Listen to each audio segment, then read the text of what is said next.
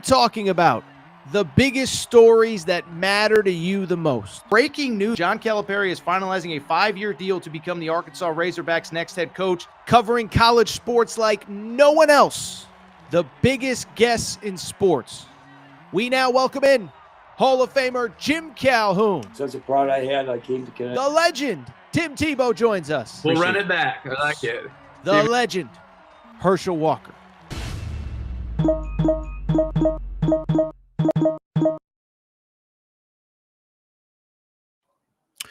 Welcome in, everybody. Thursday afternoon edition, Aaron Torres Sports Podcast. I'm your host, Aaron Torres. Hope everybody's doing well. Hope everybody's having a great day. Hope everybody's ready.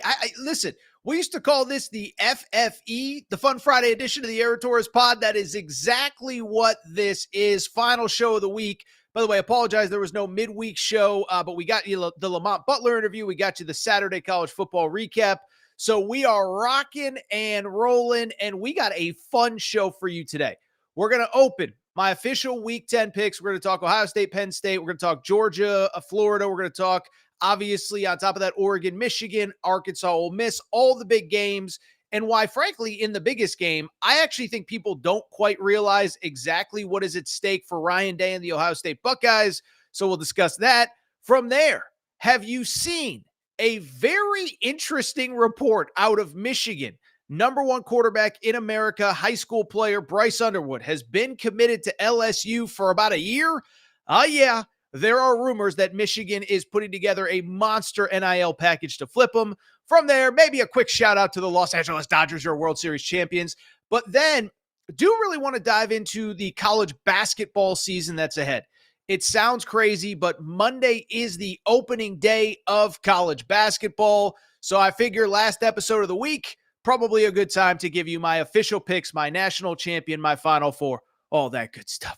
Before we get started, a couple quick reminders. First of all, make sure you're subscribed, Aaron Torres Pod YouTube channel. We got new clips, new videos going up every single day. Sometimes we can't go live, so we'll do a quick, immediate reaction, 8, 10, 12 minutes, whatever. But we've hit 45,000 subscribers. I want to get to 50K before the end of the year. I think it can be done. We cannot do it without your support. So make sure you're subscribed to the podcast page. Also, if you are listening to the podcast, please subscribe, Apple, Spotify, wherever you get your podcasts. And oh, by the way, on top of that, you can also, rate, review, give us 5 stars, all that good stuff. Also, before we get started, do want to thank one of our partners, our friends. We love them, Collie Puffs and ColliePuffs.com. Okay, so listen, it's football season.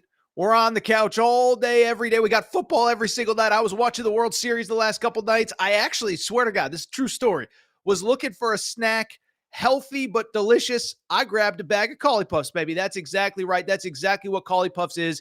It is the alternative to all the unhealthy, gross Doritos and Fritos and all that stuff in your grocery aisle. Collie Puffs, family-owned company, not far from where I live. Owner, Joey, football fan, season ticket holder, and he is no different than any of us. Sitting on the couch, watching games, trying to figure out, what could I eat that isn't going to turn me into a fat slob? What am I going to eat that is my kids are going to like, that I am going to like? He has come up with Collie Puffs. These are baked, not fried, healthy ingredients, but the important part, I keep harping this, they taste darn good. I'm telling you, we went through a bag, Mrs. Torres and I, Wednesday night, Tuesday night, watching the World Series, and you need to try these yourself. For more information, visit ColliePuffs.com. That's CAULIPUFFS.com, or you can also get them on Amazon.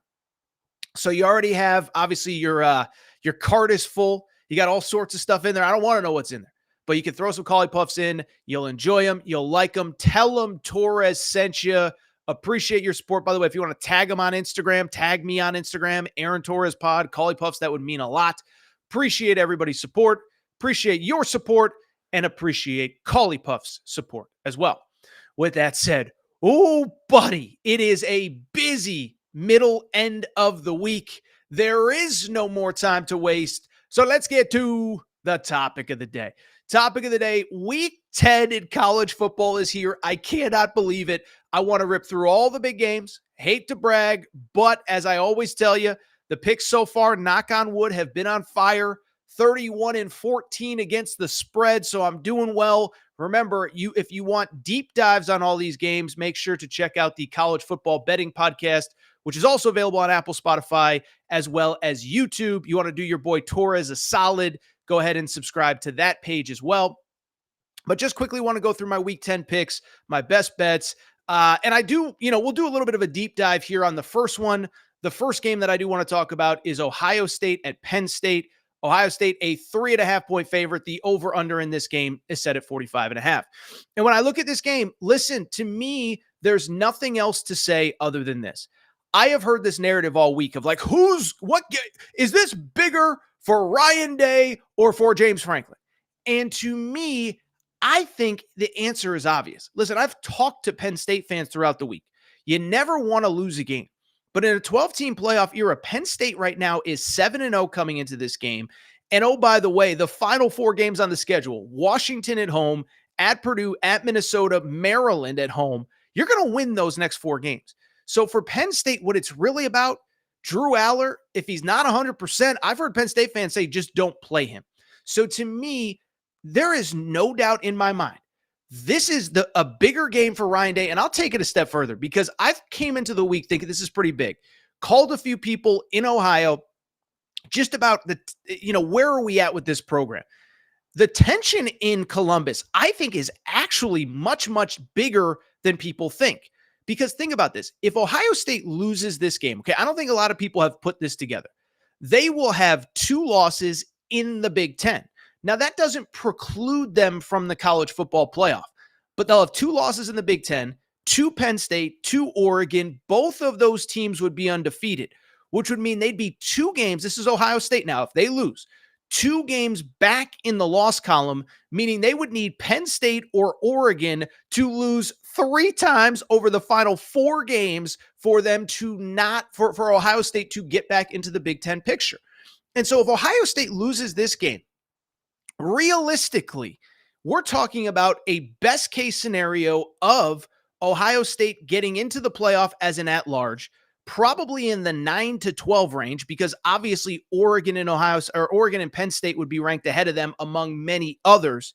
You're probably opening on the road, and to have a successful season, you're probably going to have to win a minimum of 2 to 3 playoff games under less than ideal circumstances. They're certainly capable. But the point I'm trying to make, I don't think people realize exactly what is at stake for Ohio State in this game. Now, in terms of my best bet, and this will be, we'll go quicker on all the other picks. My best bet in this one, and it feels obvious, it's the under of 45.5. First of all, remember, Penn State, as I mentioned, Drew Aller, their starting quarterback, is banged up. For people who haven't followed the reports, it's an MCL injury to his knee. It's not going to require surgery, but he'll clearly be less than 100% in this game. So if he even plays, you have Penn State with a quarterback at less than full strength. Or the alternative is you have the backup quarterback in. And I think James Franklin would be cautious at that point because you can't get your backup quarterback hurt if your starter isn't good enough to play. And then Ohio State, obviously, they're struggling to run the ball right now because their starting left tackle, Josh Simmons, got hurt a few weeks ago. So to me, injuries are the X factor in this game. Penn State's not healthy at quarterback. Ohio State's not healthy on the offensive line. I think both teams are not only going to struggle to move the ball, I don't think either team is going to be willing or happy or able to just give the ball to the other team. Like, I don't think we're going to get a lot of big plays, deep passes. I think it's going to be try to control the trenches, control the clock. Remember, last year, the final score in this game was 20-12, and one of those touchdowns, Penn State's only touchdown, came very late in the game. Don't really know who I like to win outright, but I can tell you there is panic in Buckeye land right now. They lose this game, they're in big trouble. I think the best bet is no doubt in my mind 45.5. I think it's going to be low scoring, possession-based, control the clock, etc. Really quickly, let's rip through the rest of my Week 10 picks. We'll stay in that noon Eastern window, 11 Central kickoff. Ole Miss at Arkansas. Ole Miss is a 6.5-point favorite in this game. And this is kind of an interesting game from the perspective of basically, do you believe the history or do you kind of believe what you see on the field? Because the matchups on the field actually are favorable for Ole Miss. Ole Miss, number 1 run defense in all of college football. Arkansas, they want to run the ball. Ole Miss, top 5 pass offense in college football. Arkansas, if there's a weakness on their defense, it's probably the secondary, 88th ranked pass defense in college football. So the numbers back up Ole Miss here. The history kind of favors Arkansas, though. I don't know how many people know this. You know that Lane Kiffin, this is now year 5 at Ole Miss. He has played in Fayetteville twice as head coach of the Ole Miss Rebels, yet to win in Fayetteville. So Fayetteville's been a house of horrors for him. All 4 of the games in Lane Kiffin's time at Ole Miss against Arkansas have been by a touchdown or less. Remember, Arkansas was 4-8 last year, and Ole Miss was 11-2, and Ole Miss still struggled to put away Arkansas. They won by a touchdown. So the 6.5 to me feels like too much. Transparently, I liked it a lot better at 7.5 earlier in the week, but I'm still going to stick with Arkansas to cover the 6.5 at home. Sam Pittman has given Lane Kiffin trouble. I'm still not sold on how good the Rebels are. Give me Arkansas to win and cover in this game. Let's go to the 3:30 window. The Michigan Wolverines, defending national champs, hosting the Oregon Ducks. On paper, this felt like a great game that we were all excited about coming into the season. Yeah, not so much. Michigan's offense stinks. We're going to talk about that with Bryce Underwood here in just a moment. But I'll be transparent. I don't love taking big road favorites. I just think it's really hard to win in college football on the road. I don't know how Oregon doesn't destroy Michigan. Maybe I'm dead wrong. Maybe come Monday's Aaron Torres pod, I got to do the mea culpa, and Michigan's not as bad as we thought, whatever. But Oregon, they're a 15.5-point favorite. But if you actually just look at the matchups, Michigan cannot throw the ball. 131st in the country out of 134 teams in passing. You can't be one-dimensional against a team as good as Oregon. And then Oregon with Dillon Gabriel. Gabriel's a great college quarterback. 76% completion percentage. The Michigan secondary is banged up. If Will Johnson plays, he's not going to be 100%. That's the All-American cornerback at Michigan. I like Oregon to win. I like Oregon to cover. I think this kind of looks like the Texas game earlier in the year. By the way, that's the other thing. Like, as hard as it is to win on the road, remember this. Texas already won at the Big House. USC probably should have won at the Big House. Pick 6 late. Really 2 or 3 really big plays from Michigan's run game that kind of changed the entire game. I like Oregon to win. I'll say 31-7 with the cover here. Let's stay in the 3:30 Eastern window.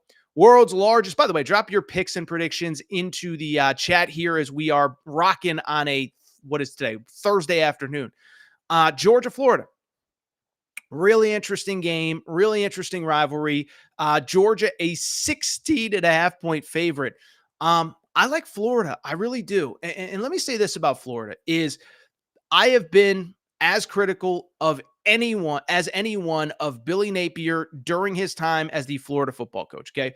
Just a fact, has not done well, but I got to give him credit. Last 3 or 4 weeks, he's talked about it coming out of the first bye, how they kind of did some padded practices during the bye, kind of ramped up the competitiveness, and it's been a different team since.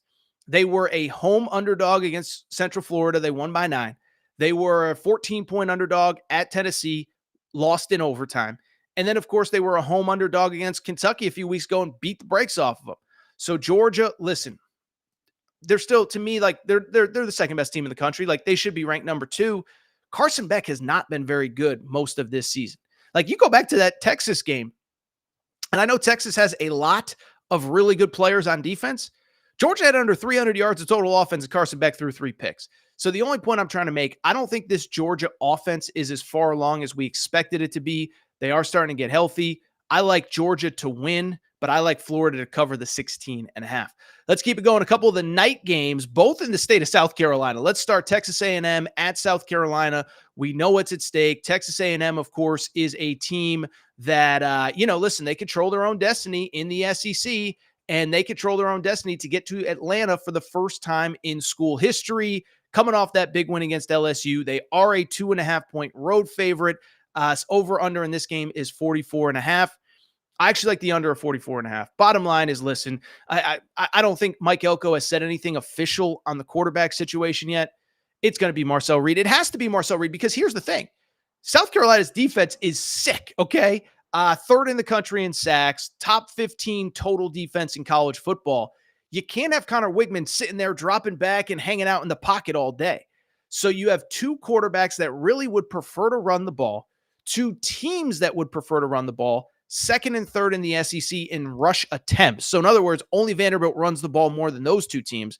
13th and 16th, I believe, is the stat in terms of pass attempts. And so I just bring it up to just very simply say, like, I don't think it's going to be a high scoring game at all. This has 20-17 written all over it. I kind of like South Carolina at home in a night game, but I think the best bet is the under of 44.5. Probably would take South Carolina. Don't love it. Texas A&M, they do have a tough schedule. Even if things are going well, they still have to go to South Carolina. I still think going to Auburn is tough.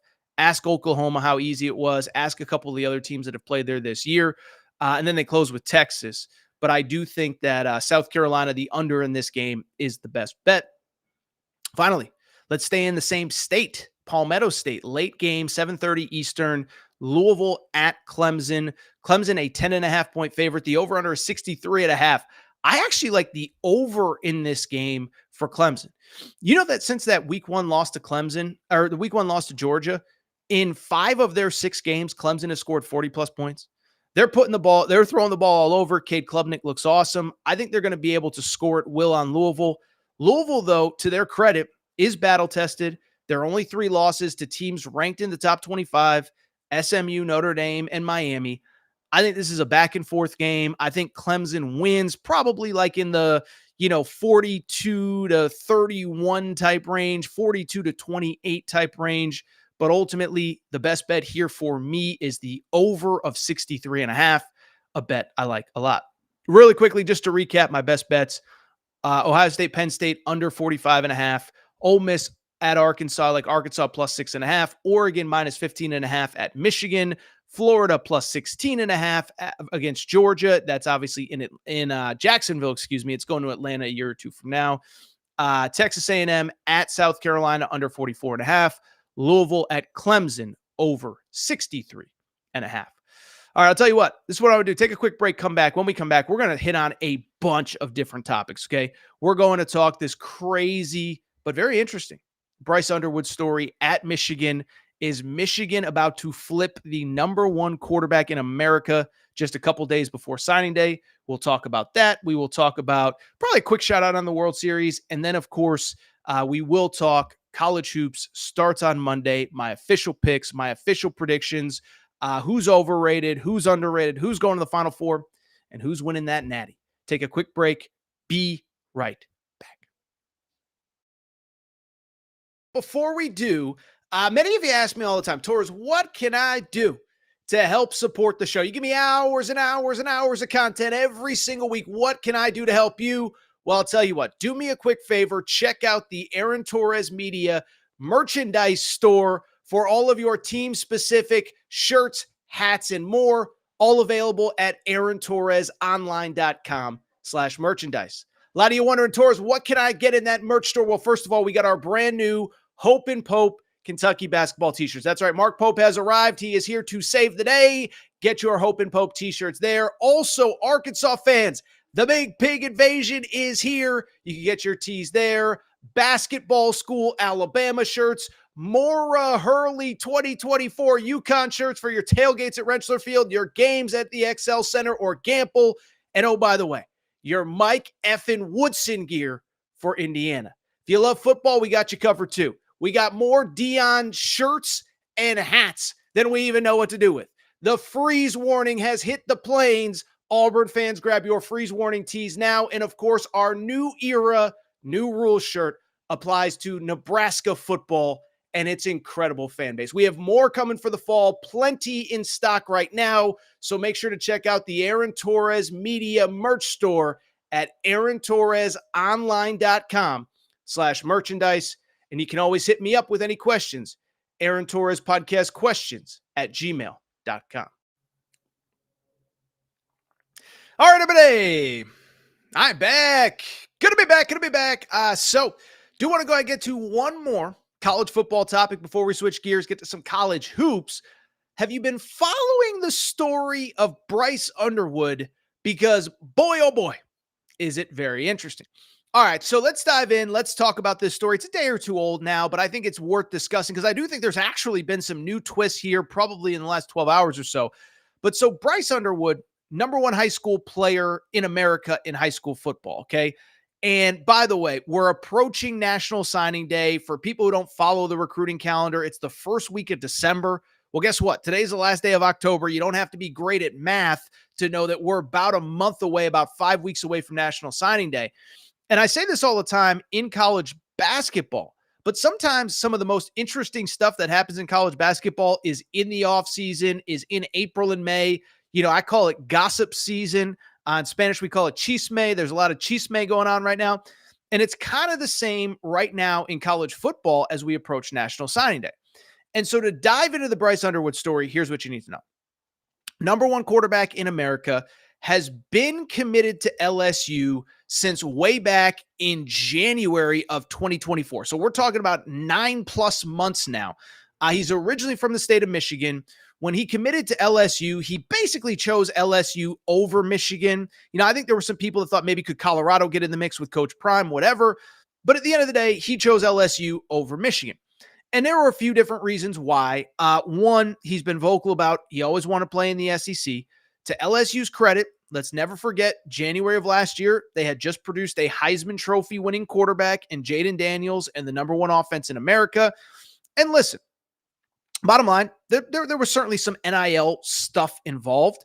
And really, the end of the day, like what you need to know is, and we've said this often, but Michigan's kind of one of those old school, or they have been at least, programs that really has focused their NIL efforts. They have plenty of money, but they've really focused the NIL efforts on making sure to take care of the players in the program more than chasing after high school recruits and cutting checks to high school recruits.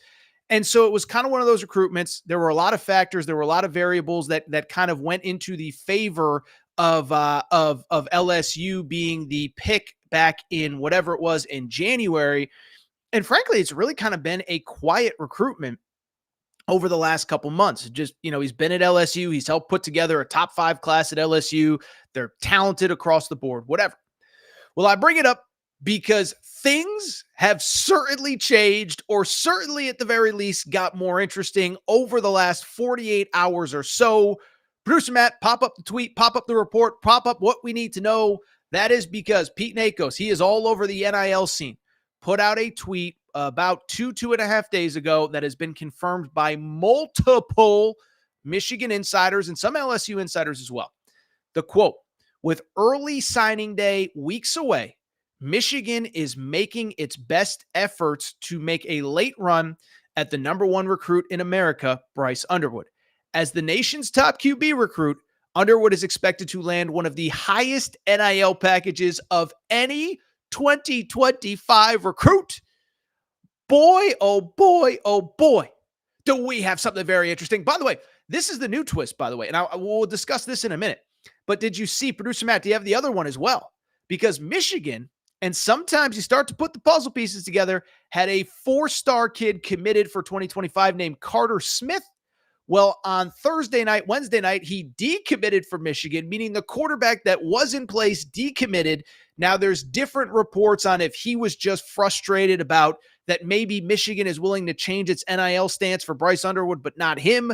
But either way, there's something going on at Michigan. I have spent really honestly, the reason we're recording a little bit later here on Thursday afternoon, I spent some time on the phone talking to some people in Big Ten country. And listen, all I will say, I don't think anything's done, but where there's smoke, there's fire, and this is starting to get interesting. So why this is especially interesting to me. So first of all, it's not 0%. Okay. First of all, I don't think it gets out if it's at 0% that Bryce Underwood is at least considering this. But a couple of things are interesting about this.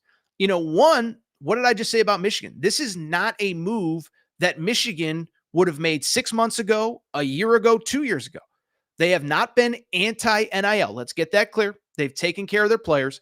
But the bottom line is what Michigan has done in the NIL space is basically said, hey, look, we are going to take care of the guys on our roster. How are we going to offer a recruit $1 million or $800,000 or $2 million or whatever it's going to take and not take care of the guys that are in the program that at least up until this year are helping us win national championships? Okay. Like that's where they were as of, probably 2, 3, 4 months ago. Of course, what's happened the last 2, 3 months?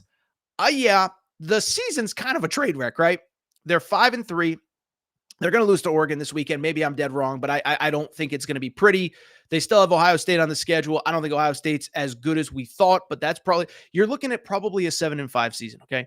And so you can't go on like this. And more specifically, you can't go on with the quarterback play and the quarterback situation that they have had.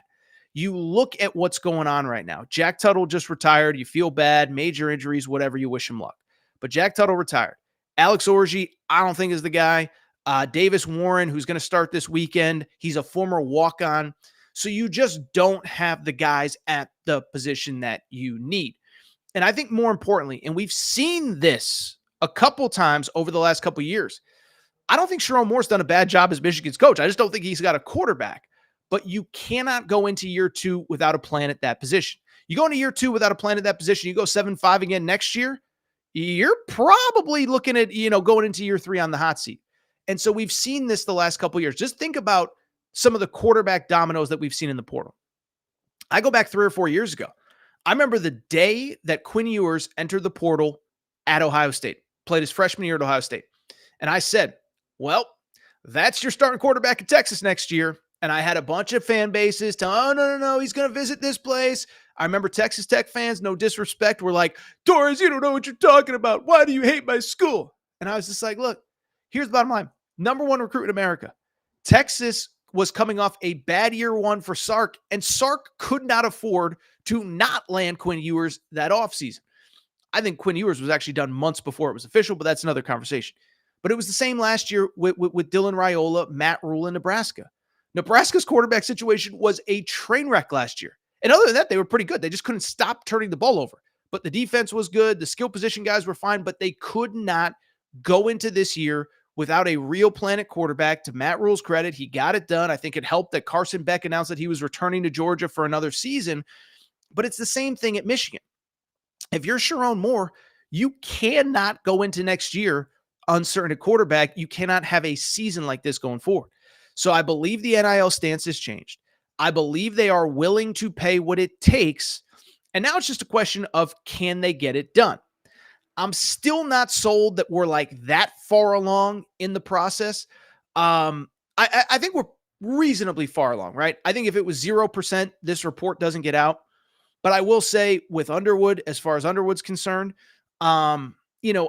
listen, remember, I'm sure part of it was NIL, LSU, why he committed. But he also has been public, again, wants to play in the SEC.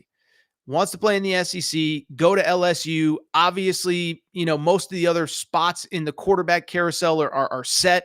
So it's not like he's going to just choose another SEC school.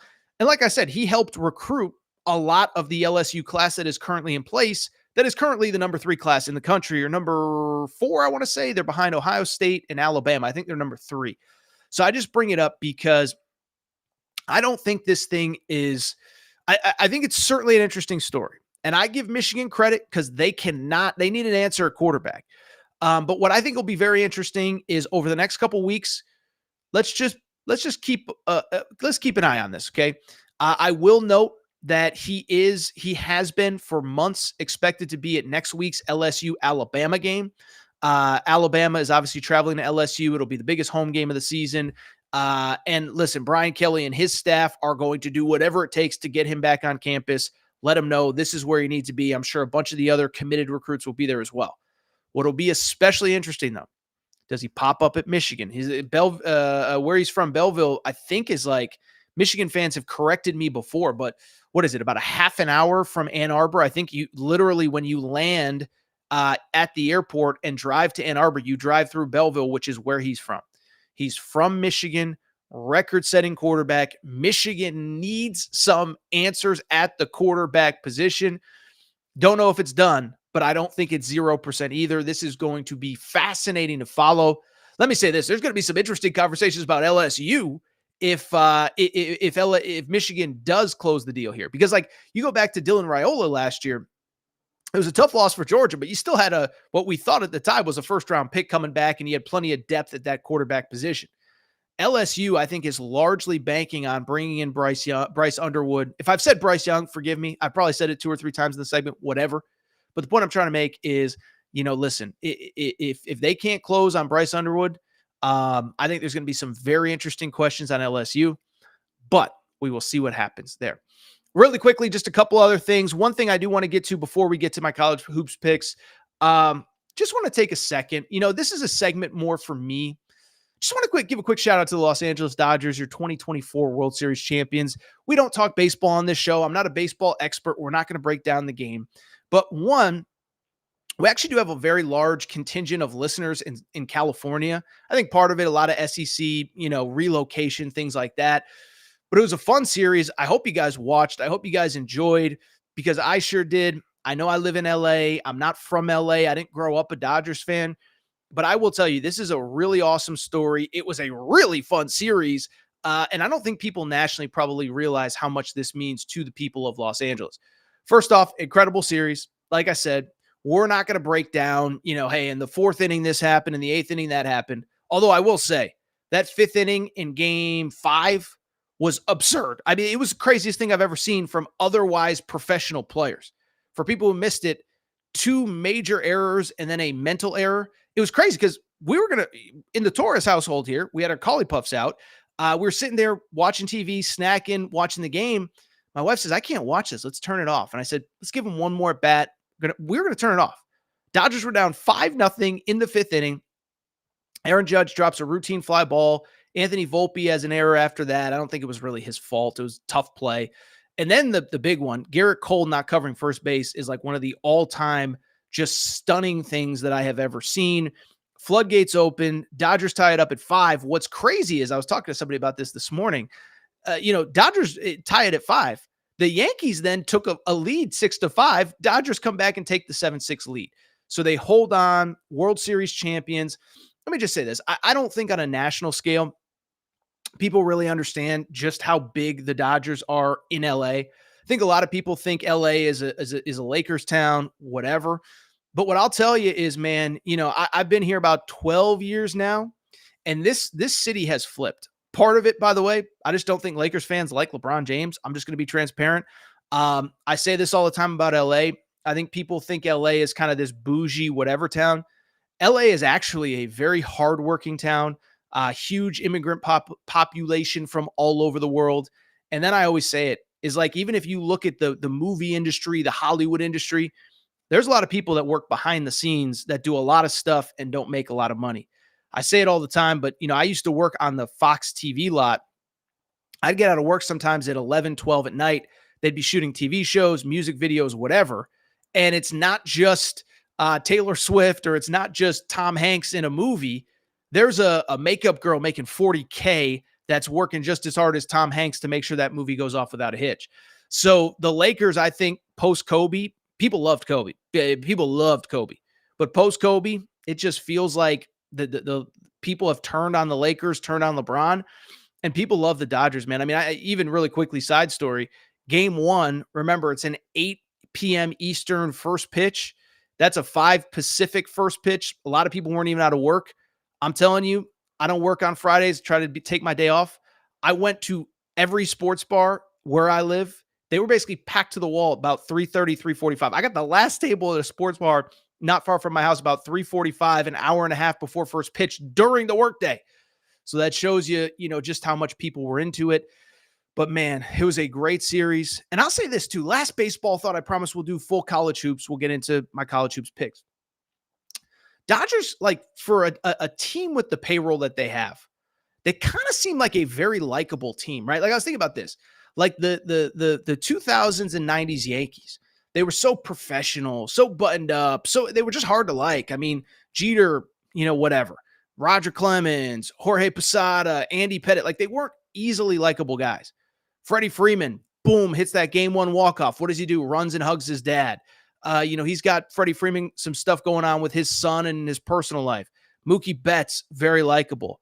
Ohtani didn't even play well in the World Series, and was just a great teammate for those other guys. So it was a great win, great series. LA is on fire, thankfully, figuratively, not literally, although there was some stuff going on Wednesday night when they clinched. But great series. By the way, quick shout out to the manager, Dave Roberts. We don't have to get too into it, but the Dodgers have been a very analytics-heavy franchise. And I only bring it up because for years he's been criticized pulling the wrong guy at the wrong time, wrong pitcher, wrong pinch runner, whatever. He made all the right moves in game 5 specifically, left the reliever in to finish the 8th, brought in Walker Buehler to finish the 9th. And I promise that is the end of Torres talking baseball for a very long time, maybe forever. We'll see. Juan Soto signs for another $700 million like Shohei did the last offseason. Maybe we'll touch on it really quick. But congrats to the Dodgers, your World Series champions. All right, let's go ahead and wrap this Friday show. Do want to talk a little bit of college hoops, okay? So this is crazy. College hoops is now 4 days away. The season in college hoops starts this coming Monday, okay? By the way, drop your college hoops thoughts in the chat. We'll get to some of them to wrap the show. But I'll say this, is that college hoops is coming. I want to give my official picks. There's never a perfect time to do it. The season starts on Monday. We got Election Day Tuesday. So I don't even know how much we're going to talk about it next week. But what's crazy about the college hoops thing is it always just feels like it sneaks up on you. And then I want to do a preseason pick segment, but the Sunday show, there's so much college football to react to. It'll be the same this coming Sunday. So I want to just give my picks, put them out there, and you can make fun of me throughout the season. And I'll give my Final Four national championship picks in a minute. But what I want to do is just spend half a second talking about some of the other teams, some of the other programs in college basketball, and just kind of give you some superlatives going into the year. First of all, I want to start with my 2 most intriguing teams coming into the year. And when I say intriguing, what I mean is 2 teams that I don't necessarily believe are going to win the national championship, but I think are going to be fun to watch. I think they're probably a little bit undervalued, underrated coming into the year. Those 2 teams are Kentucky and St. John's. And with Kentucky, listen, we've talked a ton about Kentucky this offseason. You don't need me to tell you. But listen, I just think they're so undervalued coming into the season. It's crazy to me. Even now,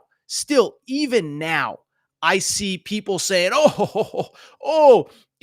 Kentucky stinks. And are they even going to be a top 25 team? I'm like, and this is people in the media. I'm not talking about, Louisville fans or Tennessee fans. I'm talking people in the media. It's like, I don't know if Kentucky's a top 25 team. What are you talking about? 4 players who averaged double figures in the Power 5 last year. The best defensive guard in the portal. Shout out Lamont Butler was on this show this week. Best defensive big in the portal, Amari Williams. He's a little bit banged up. They got so much shooting. And listen, I know that they're not going to be defined by exhibition wins against Kentucky Wesleyan and Minnesota State. But Minnesota State is the defending D2 champ. That's a better team than certainly a lot of Division I teams coming into the year. Those wins mean something. They're going to be able to shoot the crap out of the ball. I think they're better than people realize. I think they're going to make a fascinating game about a week from now when they play Duke. And then my other intriguing team is St. John's, because it's easy to forget, St. John's last year, by the end of the year, they were playing, I don't want to say as well as anybody, but I say it all the time. So they were 14-12 end of the season. They get hot at the end of the regular season. They go to the Big East tournament. They played UConn tougher in the Big East tournament than anybody did in the NCAA tournament, Big East tournament, anybody in March. So Pitino is in year 2 and brought in Kadari Richmond from Seton Hall, one of the top transfers in the country. And I'll say this, I do think there's a little bit of St. John's fans are ready. We've been waiting. We've been patient. We've been waiting 20 years just to win an NCAA tournament game. This is going to be the year. I think you could argue they're maybe the second best team in the Big East. I'd probably give Marquette a slight edge over them, but I think St. John's is going to be competing at the top of that conference, and they are a fascinating team for me to watch. The team that I'm most uncertain about coming into the year, the Arizona Wildcats. And if you follow this show, if you listen to this show, I love what Tommy Lloyd's done. I respect the hell out of it. I was in Vegas for the final Pac-12 tournament. Me and producer Matt had a lot of fun with a lot of the Arizona beat writers. Shout out to Mike Luke, good friend of mine, Jason Shear. Those guys are great at what they do. Here's where my thought comes in on Arizona. Tommy Lloyd's been awesome. 2 Pac-12 regular season titles, 2 Pac-12 tournament titles. That graphic looks great, by the way. Producer Matt, great stuff there. But, with Arizona, what stands out to me is this. Tommy Lloyd as a coach, they've been really good. It's almost counterintuitive to what you would think. Is in the regular season, you'd think, okay, they played in the Pac-12. It wasn't a very good conference, whatever. And you would think, okay, maybe they struggle in the out of conference and then they blitz through the Pac-12 and they go, 18-2 or whatever in Pac-12 play. That hasn't really been who they've been. They've been really good in the out of conference. Remember, last year they won at Duke. Year before they won the Maui Invitational. They've been really good in the out of conference. And it's kind of been the conference games where they just take weird losses. Last year they lost at Stanford. Stanford ended up firing their coach. Last year they lost to Oregon State. Oregon State was terrible. And where my concern comes in, you can't do that in the Big 12. You can't take nights off in the Big 12 like Arizona has had under Tommy Lloyd. You do that, that one loss to Oregon State might become like a 1-3 stretch over 4 games because there's so many good teams in this league. So listen, I still think I have them as a top 10 team.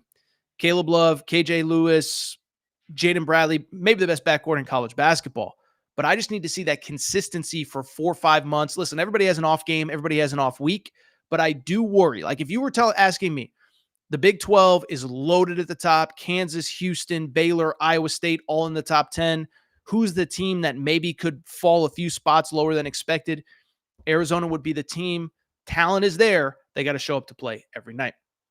Really quickly, my 3 most underrated teams coming into the year, they are BYU, Louisville, and the USC Trojans. Okay, so bottom line is this, is a couple thoughts on each. First of all, BYU played an exhibition on Wednesday night, excuse me. It was during the Dodgers game.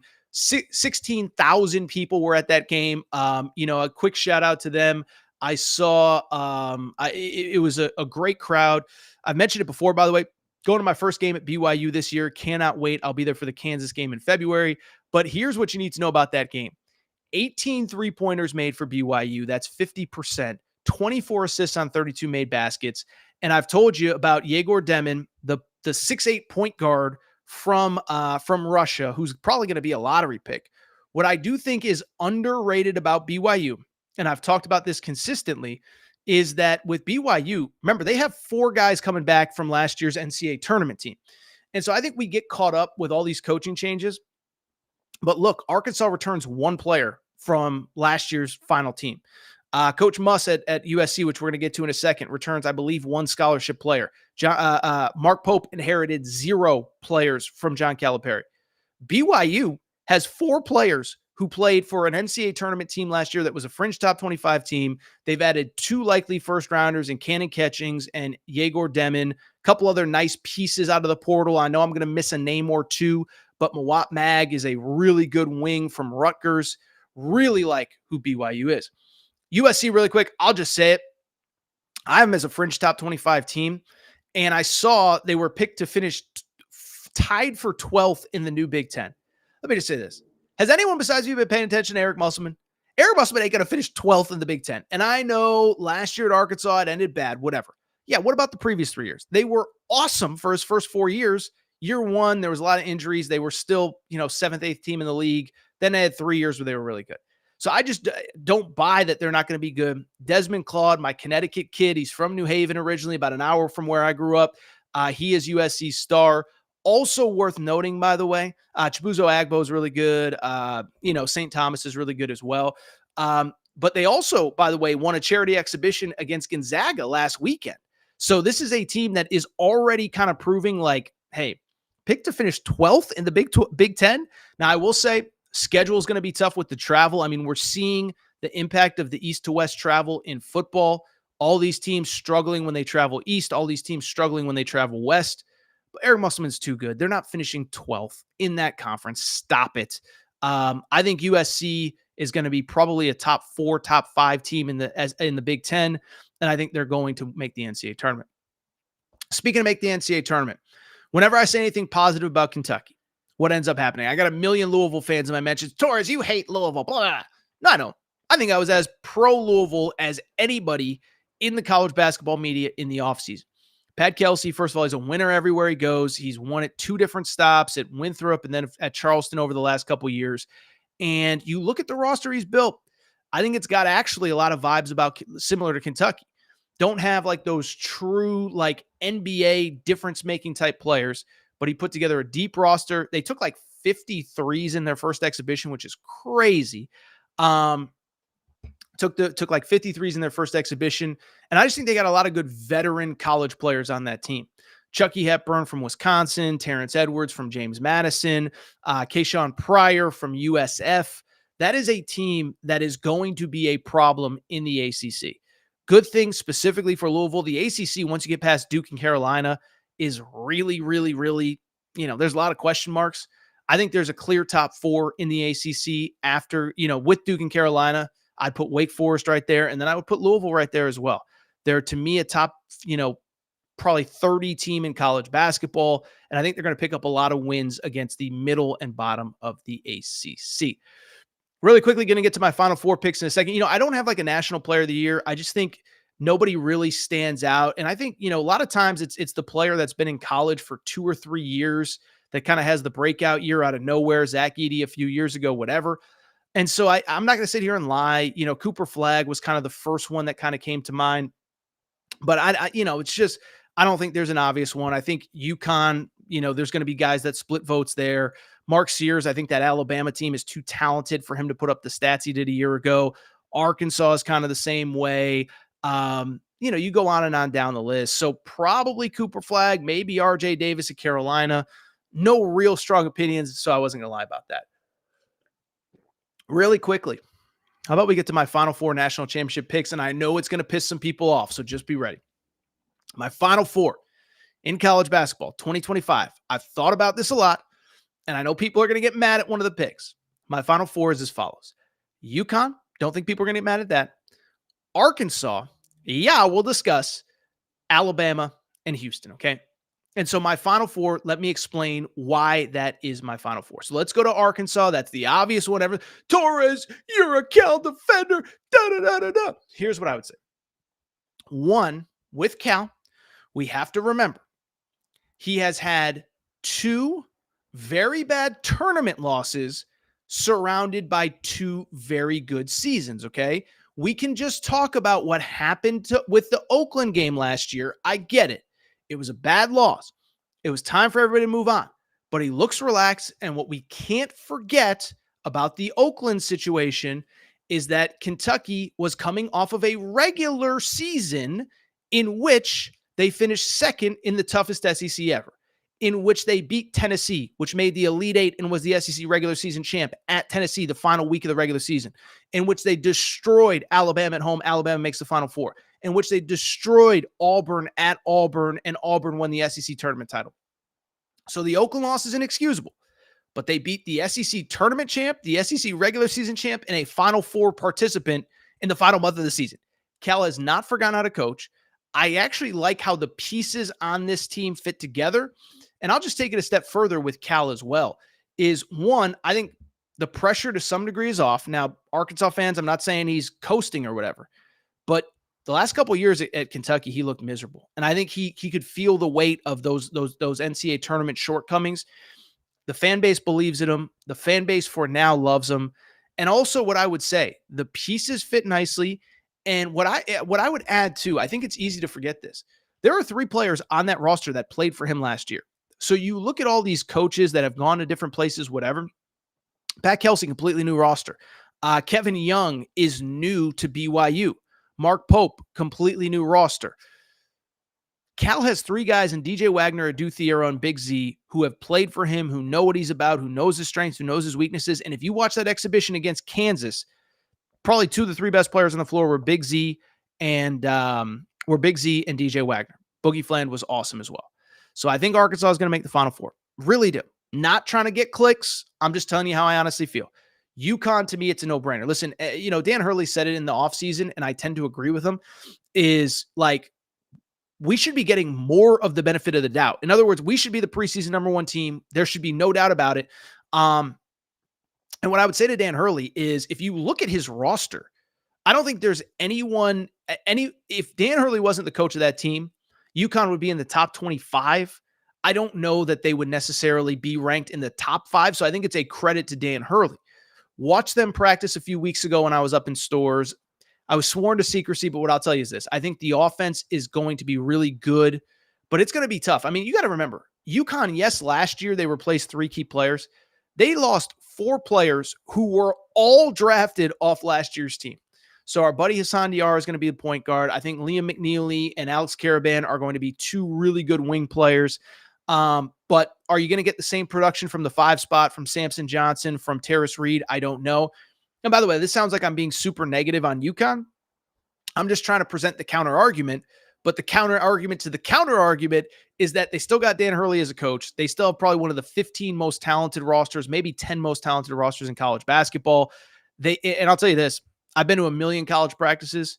I haven't seen anybody practice as hard. So that edge, that chip, Dan Hurley said at Big East Media Days, he said, I'm coaching this team harder than ever because the standard that the last 2 teams have set, I need to let this team know that they need to live up to that standard. So UConn, I don't think they're going to drop off at all. I don't think, they got some big early season games. They got Gonzaga on a neutral. They got Baylor at home. They're going to Maui. So we're going to find out quick. But I think what people are going to find out quick, UConn ain't falling off anytime soon. Final 2, Final 4 teams. Alabama's number 2 in the preseason polls. I've said it a lot. Deepest team in college basketball, 2 of everything. The Cliff Omoyori commitment. He's the transfer from Rutgers. I don't think you can undersell it. I watched half a minute of Alabama's exhibition game against Memphis the other night. Didn't watch a ton because they were missing about 3 key players. No Grant Nelson, no Chris Youngblood, no, who was the third guy? Latrell Wrightsell. So I didn't want to watch it and then overreact to it. But the one thing I will say, you can see the impact that Cliff Omoyori has, 7-footer, transfer from Rutgers.